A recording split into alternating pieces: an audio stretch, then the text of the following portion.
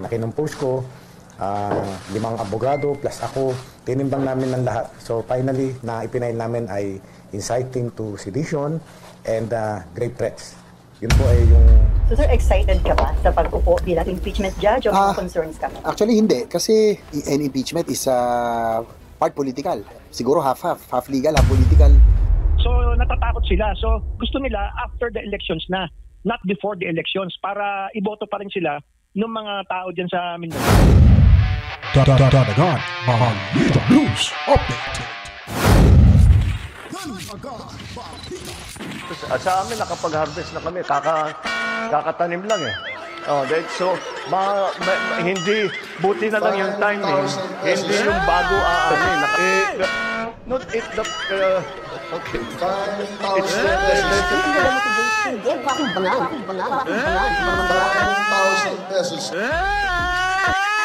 Or should I say milyonaryo? Sama-sama tayo. Baba para maging milyonaryo.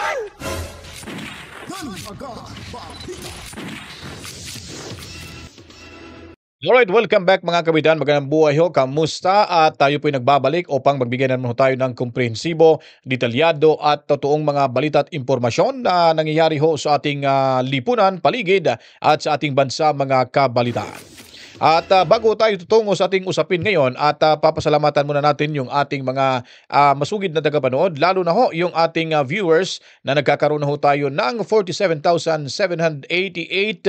subscribers mga kabalitaan. Matsalam ho sa inyong lahat. At the same time yung ating mga moderators, team replay at yung ating mga, of course, regular viewers din natin na mga silent viewers din natin mga kabitan. Maraming salamat to sa inyong panonood. At of course, babatiin muna natin yung ating masugid at talagang iniduluho tayo dyan sa Cebu City, si Mami Rose at Daddy Berting and Tobias family. Matsalam sa inyong widescreen na pinapanood tayo mga kabalitaan. And huwag kalimutan ho, sa hindi pa po nakapag-subscribe, subscribe na ho kayo at pindutin ang notification bell. Lalo na ho, bigyan nyo po ng maraming likes yung ating video at i-share nyo po and then mag-comment para tayong lahat ay may maraming pag-uusapan mga kabalitaan. At the same time, sinasabi ko po, huwag i-skip yung ads na inyong mapapanood sa bawat video dito ho sa ating munting bahay mga kabalitaan. At siguro wala na akong nakakalimutan. Well, pag-uusapan na naman ho natin dito tayo sa ating paksa mga kabitan dahil nga po itong paksa ho natin ngayon ay itong si nawala yung audio ko. Andyan ba yung audio ko? Ito pala. Itong si Aserten Maggie Cacho ay pinsang buo ho ito mga kabalitaan ni Liza Araneta Marcos kung saan ay nauli ho sa entrapment operation doon sa may Guimaras, Iloilo na kung saan ay may kaso itong estafa at pangingikil mga kabalitaan. Kaya at ang masakla pa dito, siya po ay kandidato bilang gubernatorial candidate ho. Diyan sa kanilang lugar, talagang lahi talaga nila, no? At dito, mapapakinggan natin dito yung panayam ng director ng Police Regional Office 6 mga kabaitaan, si Police Brigadier General Jack Wangki sa usaping ito na kung saan may mga nakuhaan din silang pera at nitong mga baril dahil meron na tayong gun ban ngayon dahil sa election mapapalapit na yung halalan kaya medyo patong-patong na kasong kakaharapin ho nila dito mga kabalitaan. For the legitimacy of their presence there, hindi naman sila makapagpakita, and considering it's an election period, wala silang may pakita na authority nila to be on that area acting as bodyguard to this subject, kaya natin sila hinuuli na rin. Yung subject natin, yung modus niya is that he corners contracts at contracts from government contracts pala, I mean promising yung would-be contractors. Grabe, no? Nagpapanggap pala ng contractor at kukuha ho ng mga government projects. At yun nga, money involved na. Pag money kasi, wala nang pakialam kung sino masasagasaan basta makakuha na ho ng money. Parang si Bonget, parang si Tamba, parang si Lisa, mga kabaitan. Anyway, first cousin buo ho yan ni Liza Araneta Marcos at alam na kung bakit ho nagkakaroon ho at nagkakaroon ng hulihan sa kanyang pinsan, alam niyo na, di ba? Basta kadugo niyo po, basta relative po ay anong tawag doon, yung parang makikita na sa dugo nila. So, ganun ho mga kabalitaan. Hindi na ho natin yan may kukubli pa at hindi tayo magtaka dahil nasa linya ho ng kanilang dugo mga kabalitaan. Palakpakan natin to. Talagang yumaman sa mga ganyang pamamaraan, ano? Anyways, 47,789 subscribers. Maraming salamat to. At dito ho, sa NBI, at ako po ay naniniwala talaga na itong NBI ay nagamit na naman ng BBM administration. Mantakin nyo po, wala hong nagsampa ng kaso, nagreklamo, ay inutusan lang hong imbestigahan itong sinasabi ni Inday Sara Duterte na gugurgurin din itong tatlong mga buhaya ito, mga demonyong ito mga kabitaan dahil kung siya po ay mangyaring masama sa kanya. Ang ginawa ho ng NBI talagang napakabayas at nagpapagamit ho sa pera ng administrasyon ngayon. Dahil alam niyo po ba, yung inimbestigahan ho dito ay yung sinasabi lang ni Inday Sara Duterte. Paano ba sinabi ni Inday Sara Duterte? Di ba sinabi niya lang na may nagtanong sa kanya na mag-ingat po kayo, Vice President, dahil may nagtangka na sa buhay ninyo. At ano po bang sabi ni Inday? Sagot niya po na sige lang, huwag kayong mag-alala, handa na rin ho ako at kung may mangyari man sa aking masama, may binili na rin akong gagawa ho rin sa kanila at ito'y tutugisin din at gugurgurin din itong si Lisa, itong si Bonget at itong si Tamba mga kabaitan. So hindi niya ho direktang sinabi na humanda kayo kasi tapos na ang maliligayang araw ninyo. Bali, nasagot niya lang ho yun dahil andang-handa na ho si Inday Sara Duterte. Pero yung pinapalabas ng investigasyon dito ay tinakot di umano. Grave threats mga kabaitaan, yung isinampang kaso at inciting to sedition mga kabaitaan, yung pag-aalsa yata ang tawag nun, yung siyempre pag-iinganyo ho para manggulo ho sa gobyerno, parang ganon. Wala naman tayong narinig ni Sara Duterte, hey, punta kayo ng Luneta, punta kayo ng EDSA, mag-rally kayo, putiktahan nyo ako, tulungan nyo ako. Parang wala tayong narinig na gano'n mga kabaitaan. Ito yung malaking problema, basta pera-pera na, hindi na ho makapag-isip ng maayos. Kaya sinampahan sila mismo yung nagsampa ng kaso, kahit walang complainant mga kabalitaan, sila na mismo, pag walang complainant, hindi ho sila magsasampa ng kaso. Mag-iimbestiga lang ho sila. So, ang tanong ho dyan, sino bang complainant ngayon? Parang kayo na naging complainant, mga kabitaan, sa maling pagkakaintindi ho. Ayusin natin yung comprehension natin dyan, mga bossing. Halatang-halata na ho kayo na nagpapagamit na kayo sa ating administrasyon. Dapat, yung DOJ, parang di dapat sasali sa politika. Kasi hindi ho kayo mga politiko, mga politicians. Ba't kayo nagpapagamit na ngayon? Dahil ba sa pera ng kamera na limpak-limpak ho at nawawala na hindi na nakikita, ngayon ay parang parang iisa-isahin nyo ng pagbibilang na ito sa akin, ito sa kanya, ito sa iyo. Halata na kayo, nakakahalata na kayo din mga bossing. Ito, pakinggan ho natin. Ako sa inyo na you remember na by January, malalaman nyo na resulta. Pero medyo natagalan kami dahil tinitimbang namin mabuti. No? Yung aming investigation team na kinumpose ko, 5 abogado plus ako, tinimbang namin ng lahat. So finally, nagmamayabang pa, kinumpose ko, 5 kami, pati kasama na rin ako. Napakayabang talaga nito, no? Ngayon ako nakakarinig ng itong klaseng NBI director na talagang sumasakay. Sumasakay na sa politics mga kabalitaan.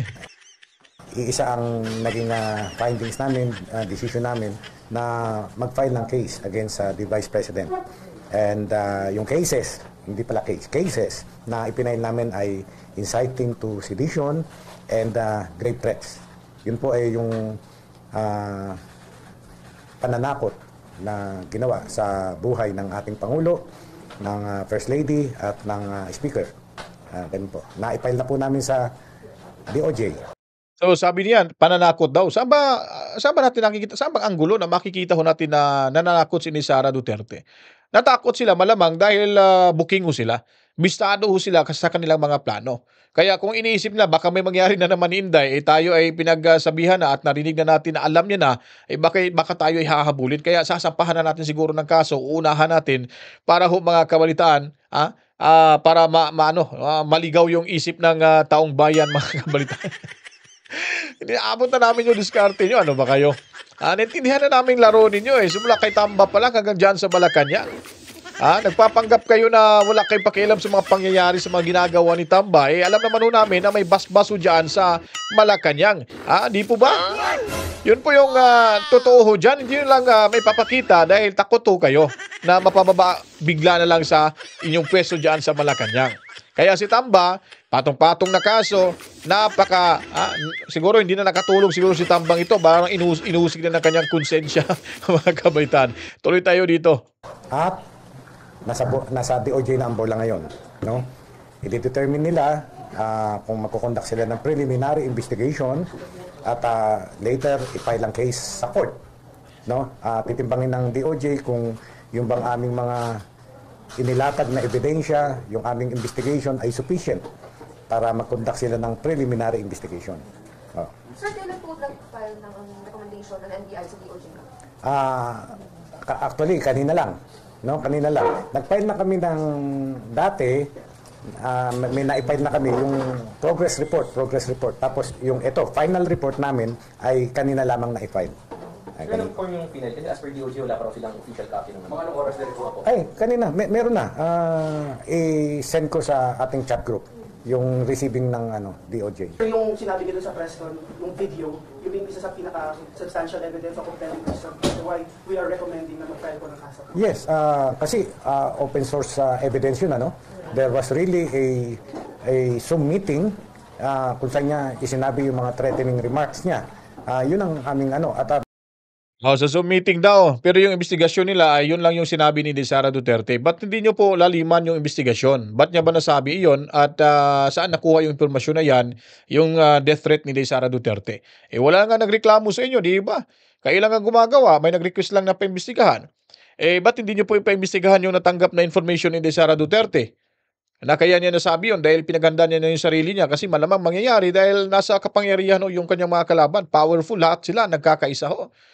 Kailangan maghanda rin si Sara Duterte. Hindi naman sinabi ni Sara Duterte na huwag ka mag-alala ma'am kasi uunahan natin yan sila kasi may handa na rin akong magurgor. Uunahan na natin yan kasi yung taong pinagbilinan ko ay ready na. Yun talaga ay masasabi natin grave threats mga kabalitaan. Pero pag sinabi ni Sara Duterte, kung gugurgurin ho nila ako, anyway, handa na rin ho ako kasi kung may mangyaring masama, sa akin naman talaga ay pinagbilin ko na ho sa aking kaibigan na gugurgurin doon yung tatlong iyang mga kabalitaan. Kung ngayon, walang nangyari kay Sara Duterte masama. May nangyari bang masama sa ating sa mga tatlong dyan? Tatlong mga demonyo dyan mga kabalitaan? Di ba wala? Saba yung grave threats dyan. Klaro na, pamumulitika na naman.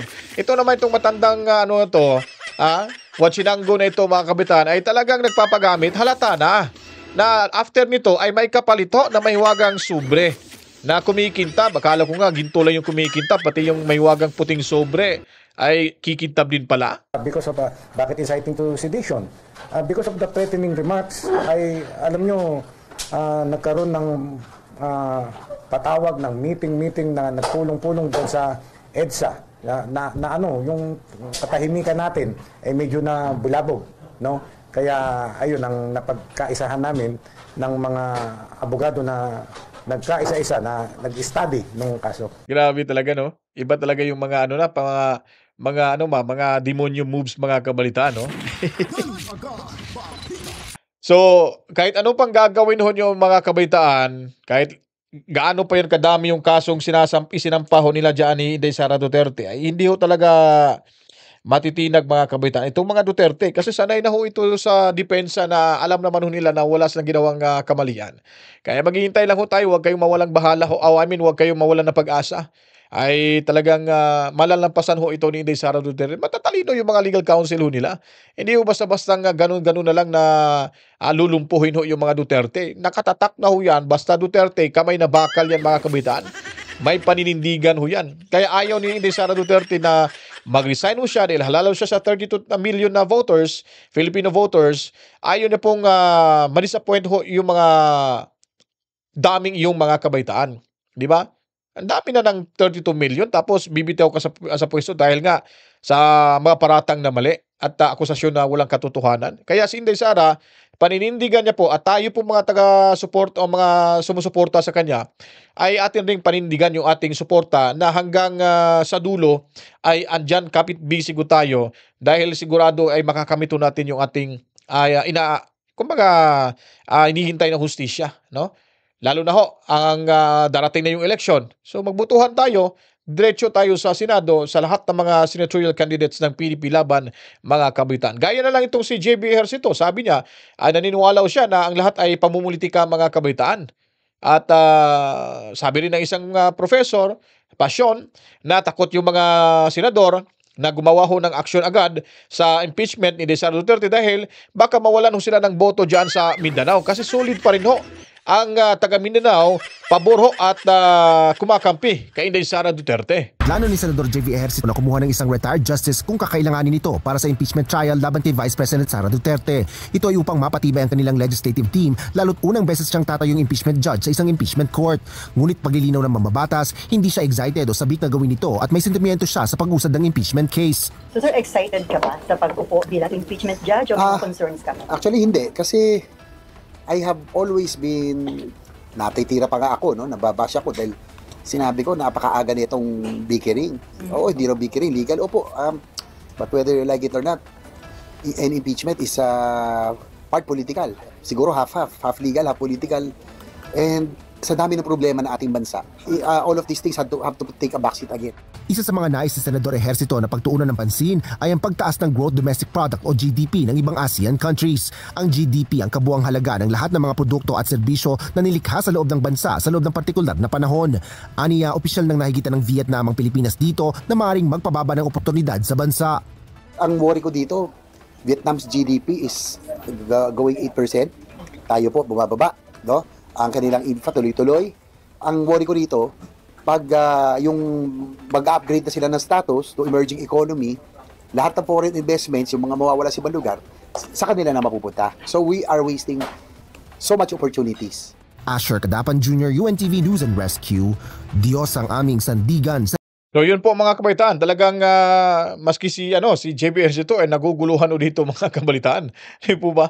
So kasi alam niya at duda ho ako, pagbutuhan na ho, pag nanalo si JB, talagang bubuto ito kay Inday Sara Duterte, pabor ho sa kanya. Dahil nga po yung kanilang ama at si Tatay Digong Duterte ay isang ewan ko lang kung matalik na kaibigan, pero magkaibigan ho sila mga kabaitan. Kaya kung 8 ang kailangan ho nating boto para ho sa acquittal ni Inday Sara Duterte sa impeachment, ay makukuha ho talaga ho natin yan. Unang-una, nandyan si Bato de la Rosa kung manalo pa. Itong si Bongo, si Robin Padilla, andyan pa. No, hindi naman re-election ni si Robin Padilla. JB Ejercito, maaari din si Jingo Estrada, ganun din pati si Mig Subiri ay talagang papaburo yan kay Inday Sara Duterte. At malamang itong iilan pa, no? Malamang itong si Villanueva at itong si Villar, dalawang Villar diyan. Makuha sigurado, pero huwag lang ho tayong magkumpiyansa. Importante ho talaga iboto ho natin tong 8 o 9 na senatorial candidates ho ng PDP laban. Di po ba? Kasi yan po ang paraan na para magwagi ho tayo at hindi nila mapalayas si Inday Sara Duterte. Anyways, lipat ho tayo dito kay Professor Passion. Ito yung kaniyang naging paliwanag at pahayag patungkol ho ito sa impeachment ni Inday Sara Duterte na siya po ay isang geopolitical at economic risk consultant. Kung boboto sila against Vice President Sara, natatakot itong mga re-electionist senators na baka matalo sila sa Mindanao. No, kasi may mga surveys na nagpapakita na malakas yung mga Duterte sa Mindanao. So itong mga re-electionist senators, ayaw nilang i-impeach si Vice President Sara before the May 2025 elections kasi baka matatakan yung mga pangalan nila ng mga taga Mindanao. O ito yung mga hindi natin iboboto kasi ito yung mga nag-impeach, nag-convict kay Vice President Sara sa impeachment court. So natatakot sila. So gusto nila after the elections na, not before the elections, para iboto pa rin sila ng mga tao dyan sa Mindanao. So just imagine mga kabitaan, no? Sa analysis nito ay talagang natatakot to. So paano na ho kaya pag ngayon na gagawin mga kabitaan itong impeachment mga kabitaan? Paano na kaya kung ang impeachment na ito ay andyan pa rin si Bato de la Rosa? Di po ba? Yun po yung sinasabi ho natin dito na may chance ho tayong manalo dito dahil malamang ang iban ho dito ay siyempre papaasa na naman yan kung saan po mga kabitaan ay iboto nyo ako dahil susuportahan natin si Inday Sara Duterte. Pero para makasiguro ho tayo, yung mga baguhan na naman ho yung ipasok ko natin na tayo ay para magwagi ho itong si Inday Sara Duterte sa kanyang laban. Ang itong laban na ito ay hindi ho para sa kanya, kundi para ho ito mga kabitaan sa taong bayan, gaya ko, gaya nyo, gaya nating lahat, gaya ng mga 32 million voters mga kabitaan. Kasi nga, magiging kawawa ho talaga pag sila pa rin ang mananatili sa pwesto sa 2028, simula 2028. Dahil po, wala na ho tayo talagang laban. Kasi ngayon pa nga lang, nakikita na ho tayo paano na tayo binubusalan yung ibang mga politiko, paano na binibili yung prinsipyo ng ibang politiko, at paano na ho ginigipit yung mga vloggers, yung mga kaalyado ho ni Tatay Digong Duterte, lalo na si Pastor Kibuloy, at sino-sino pa, no? Si Harry Roque, ginipit na ho nila lalo mga kabitaan. Marami pa po, yung mga DDS vloggers, ginipit na ho nila. Mas sobra pa ho ang dudublehin, titriplehin pang mangyayari ho dyan pag sila ang mananatili ho sa 2028 mga kabalitaan. Kaya kailangan ho natin na maging mapagmasid, matiyag, at magiging waiso sa butuhan pagdating ng halalan. Pinangunahan din ni Pangulong Bongbong Marcos Jr. yung... Well, hindi talino lamang ang mahalaga, no? Kung matalino nga, pero ginagamit naman yung talino para gumawa ng mga batas na hindi makakabuti sa taong bayan, no? Katulad ng Public Service or Public Utilities Act, no, na sa tingin ko unconstitutional at halos binibigay na ang mga public utilities natin dito sa Pilipinas, sa mga dayuhan. Kahit matalino ang author niyan, hindi natin dapat iboto, no? Kasi hindi lamang talino ang dapat nating pagbasihan, kundi ang pagmamahal sa taong bayan at pagmamahal sa ating bansa. No, matalino ka nga, pero binibenta mo naman sa IMF World Bank yung ating bansa, binibenta mo sa mga malalaking dambuhalang korporasyon ng mga dayuhan upang pagsamantalahan ang ating mga public utilities, ang ating mga consumers at ang ating natural resources, baliwala ang talino mo. Pero siyempre, mahalaga pa rin ang talino, no? Lalo na yung knowledge sa English language, kasi halos lahat ng ating mga batas at Supreme Court decisions ay nakasulat sa English, no? Hindi mo maintindihan pagka hindi ka marunong sa English. Okay lang kung hindi ka makapagsalita ng English, pero mahalaga, you can comprehend, no? Nakakaintindi ka ng English. Marami naman dyan na hindi masyadong magaling mag-English, katulad ni former Senate President Eulogio Amang Rodriguez, no? Pero nakakaintindi siya ng English. Hindi nga lang siya makapagsalita, tinatagalog niya. Okay lang yon. Pero kung hindi ka nakakaintindi ng English, medyo mahihirapan ka kasi halos lahat ng Supreme Court decisions natin, halos lahat ng mga batas natin, Presidential Decrees, Republic Acts, Letters of Instruction, nakasulat sa English language. Kaya nga nung araw, sabi nila dapat abogado ka muna bago ka maging senador o presidente o vice president. Ngayon baligtad na, kailangan daw artista ka. At kahapon din, Prof, isa din po sa naging pahayag ng Pangulong Bongbong Marcos Jr. na tumawag po o na baga napansin ng mga kababayan natin. Itong pahayag niya, basahin ko lamang doon sa kanyang proclamation rally dyan po sa Alyansa para sa Bagong Pilipinas. Sabi niya, nagtataka nga ako parang ang iba na naging kandidato, nag-deliver lang yata ng suka, nabigyan na ng Certificate of Candidacy dahil walang ikukumpara sa ating mga kandidato. Ano ho ba yung dating para po sa inyo? Medyo yun nga, parang ang pinagbabasihan lamang talino lamang at wala nang iba pa. Hindi po mahalaga po ang talino, okay, no? Mahalaga ang talino, pero kung yung talino mo ginagamit mo para patayin yung ating mga magsasaka sa pamamagitan ng General Agreement on Tariffs and Trade, no? Kung saan papapasukin mo ang mga imported na mga produkto para patayin yung ating mga magsasaka. Kung yung talino mo ginagamit mo para lahat ng ating mga public utilities mga dayuhan na magme-ari at mawala na sa kontrol ng mga Pilipino. Samantalang nakasulat sa Constitution, malinaw na malinaw. Kinakailangan meron tayong economy effectively controlled by Filipinos. No, kung matalino nga, pero bina-violate naman yung Constitution openly, wantonly, brazenly, baliwala po ang talino. Para sa akin po, mas mahalaga yung good moral character, no? Sufficient intelligence lang, nakakaintindi ng English, okay na yan. Kahit na hindi makapagsalita ng English, kasi kung magaling ka naman na managalog o mag-Pilipino, no? Katulad ni Senator Robin Padilla, no? Nagtatagalog siya, Pilipino ginagamit niya, no? At napakaganda ng Pilipino ni Robin Padilla na naintindihan ng lahat at malinaw. At makikita mo matalino siya. Hindi nga lang niya ini-English, pero makikita mo, nakakasabay siya dun sa discussion, kaya lang Tagalog yung ginagamit niya. Pero matalino siya. Kasi hindi po porke hindi makapagsalita ng English, bobo na. No? Tandaan natin yan. Mahalin natin yung sarili nating wika. Sabi nga ni Dr. Jose Rizal, para kang malansang isda, pagka hindi mo mahal yung sarili mong wika. Ang mahalaga lang, nakakaintindi ng English. No? Katulad ni Robin Padilla, nakakaintindi ng English. Pero kung magsalita siya, Tagalog. Para si President Joseph Estrada, nakakaintindi ng English, di ba? Pero kung magsalita Tagalog, lalo si Fernando Poe Jr. kasi yung nanay niya Amerikana So hindi kinahiya ni Fernando Poe Jr. yung Tagalog language, no? Kasi nanay niya Amerikana, magaling siya mag-English, pero Tagalog yung ginagamit niya, no? Sinusunod yung turo ni Dr. Jose Rizal. So hindi talino lang ang mahalaga, no?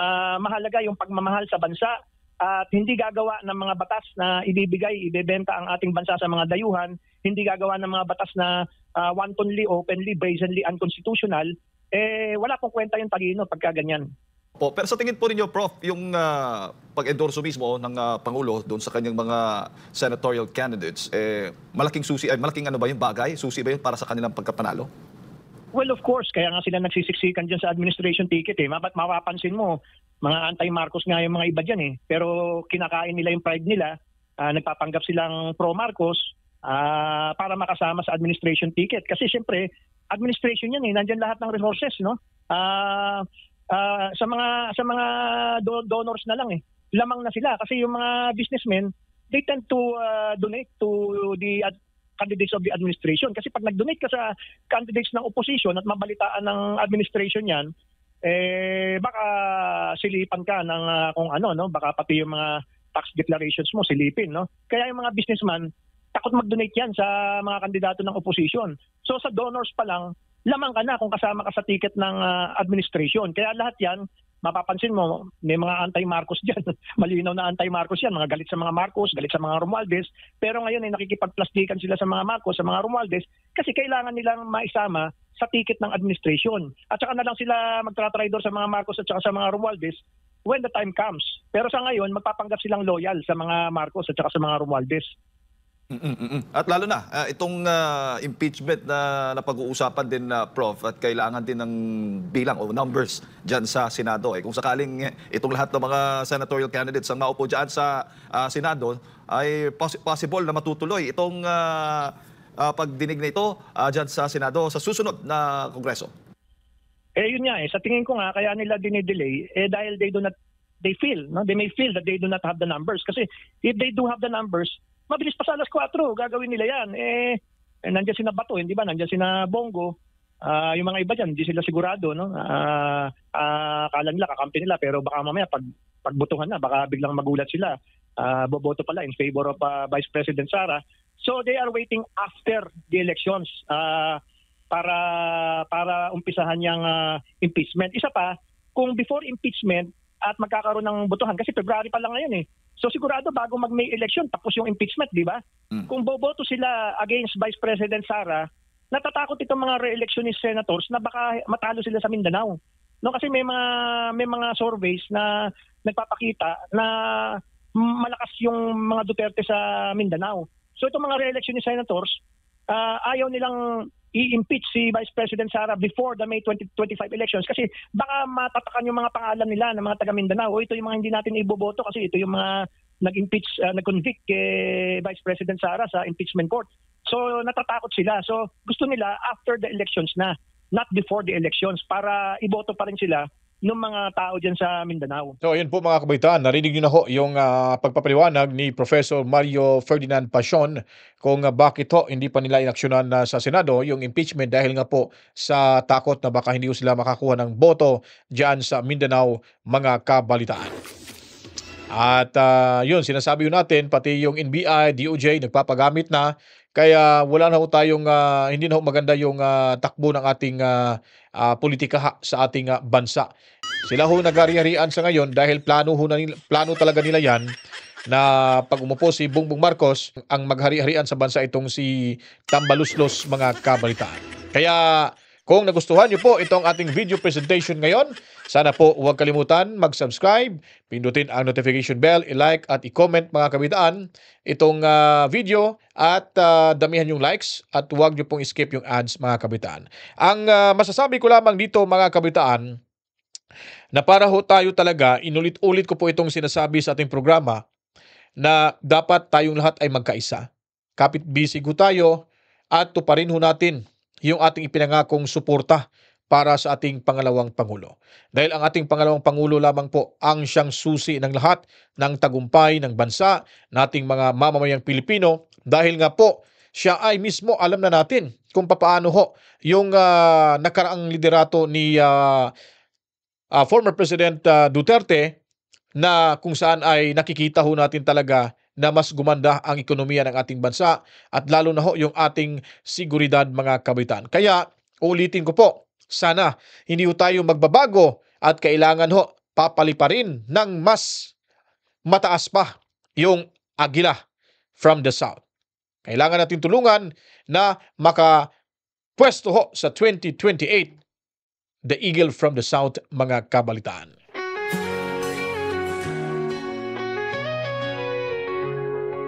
Born beneath the southern skies, a flame within her soul, a woman of resilience, her spirit brave and bold. They tried to dim her brightness, to keep her on the ground, but like an eagle soaring high, she turned it all around. Whispers rose to thunder, but she would not concede. With every step she paved the way in words and daring deeds. She's the eagle from the south, wings spread wide against the sun. Through the storm she lifts us up, her journey's just begun. It can't silence what is true, or chain her to the past. Rising high she leads the way, the eagle from the south.